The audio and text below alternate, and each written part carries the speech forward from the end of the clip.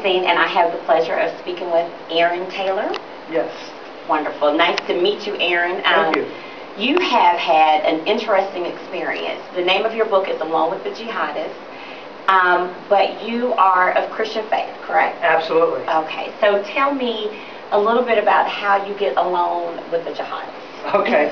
Well, it's a long story, but I am a Christian missionary. Okay. And I've been, all over the world and have worked with people of the Muslim faith. Mm-hmm. In fact, my wife and I lived in West Africa in a Muslim country and helped, we did church planting and things like that. In 2005, we had moved back to the States and sort of looking for the next thing to do. I knew that sort of God had, big things in plan for us. Right, where he was going to lead you. Right, he was going to lead us. I didn't know this was going to happen. Right, right.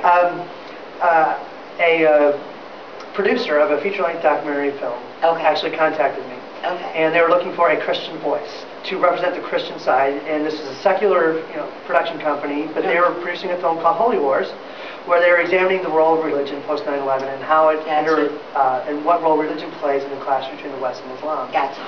So they started following my missionary travels. I went to Pakistan and showed the persecution of the church and different things. They were also following another character named Khalid. Okay. And Khalid is an Irish convert to Islam. He converted to Islam in a Saudi Arabian prison. There's a lot of that happening. That's really in the news right now, is how the New York terrorists were stopped because they had been converted in prison to Islam. Well, yes, it's a big thing. It's happening in America as well. And this individual converted to Islam.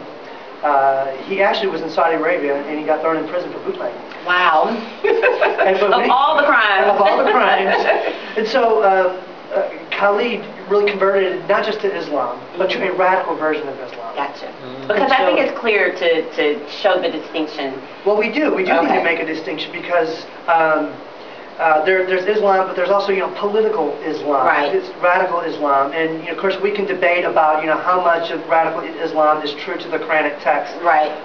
But it's really that's for Muslims to decide. And Muslims as a whole, like Christians as a whole, live and breathe in community. They have a different faith, but they're peaceful people in the whole.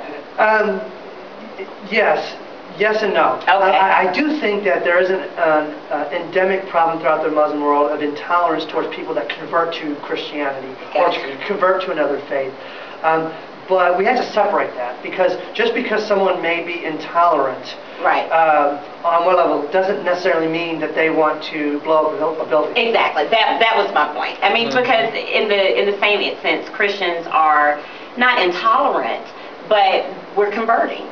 Like you know what I'm saying? So there is a small sense of there is a better way. There's a better way in every religion. And of course, and even within Islam, there are moderate Muslims and there are liberal Muslims who would be very much very similar to hold liberal values that both Christians and secularists in this country hold to. Right, and finding the common ground. Right, but Khalid was not one of those people. No. So what ended up happening was throughout the course of this time, I was actually in Brazil, and I was preaching at a church, and a man walked up to me and said, "You're going to go to London this year, and you're going to have great victory." Okay. So